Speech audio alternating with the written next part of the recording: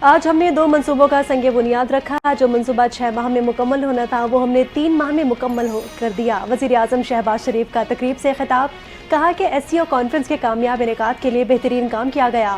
S C او اجلاس میں شریک سربراہان نے اسلام آباد کی خوبصورتی کی بھی تعریف کی۔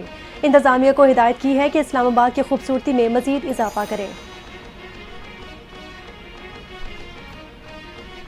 وزیر اعظم شہباز شریف سے ایرانی وزیر خارجہ عباس عراقچی کی ملاقات ہوئی۔ شہباز شریف کا ایرانی وزیر خارجہ کے دورے کا خیر مقدم۔ دونوں وزراء کا پاکستان اور ایران کے تعلقات کو مزید مستحکم کرنے پر زور۔ دیرینہ تعلقات، تجارت، توانائی کے تعاون کو مضبوط بنانے پر زور۔ ملاقات میں مشرق وسطیٰ کی صورتحال پر بھی تبادلہ خیال۔ فلسطینیوں کے خلاف اسرائیلی جوہریت کی شدید مذمت۔ کل پارلیمنٹ کی تاریخ کا سیاہ دن تھا۔ حکومت نے قوانین کی معطلی کے ذریعے اہم قانون سازی پاس کی۔ پیپلز پارٹی کے رہنما اور سینئر قانون دان رضا ربانی کی میڈیا سے گفتگو، کہتے ہیں کہ منظور شدہ بلز کی عدلیہ مسلح افواج پر اثرات ہوں گے۔ ایسے اقدامات آئین کی خود مختاری کے لیے نہیں بلکہ خوف کا اظہار ہے۔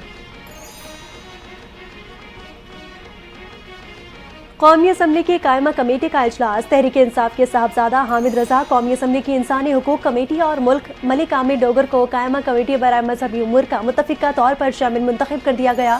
ممبران کمیٹی کی ملک عامر ڈوگر اور صاحبزادہ حامد کو چیئرمین منتخب ہونے پر مبارکباد۔ جسٹس منصور علی شاہ اور جسٹس منیب اختر نے 26ویں آئینی ترمیم پر فل کورٹ بینچ کے لیے چیف جسٹس کو خط لکھ دیا۔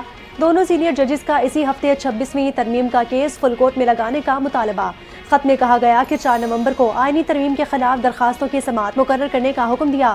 فیصلے سے متعلق رجسٹرار آفس کو آگاہ کر دیا گیا ہے، جس پر عمل درآمد لازمی قرار۔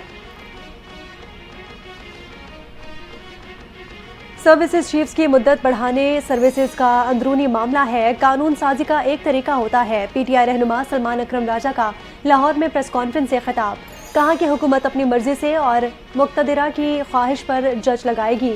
حکومت ایسے ججز لگانا چاہتی ہے جو پاکستانیوں کے حق سے دستبردار رہیں۔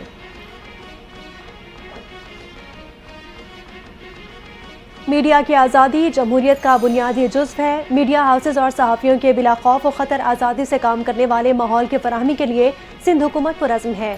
سندھ کے سینئر وزیر شرجیل انعام میمن سے آزاد جموں و کشمیر کے وزیر اطلاعات مظہر سعید شاہ کی ملاقات ہوئی۔ کہتے ہیں کہ ایک متحرک آزاد میڈیا ایک شفاف اور جواب دہ حکومت کے لیے بہت ضروری ہے۔ اور آئی سی سی نے پلیئر آف دی منتھ کی نامزدگیوں کا اعلان کر دیا۔ پاکستان سے اسپن بالر نعمان علی بھی پلیئر آف دی منتھ کے لیے نامزد ہیں۔ کھلاڑیوں کے ناموں کا اعلان اکتوبر کی کارکردگی کی بنیاد پر کیا گیا ہے۔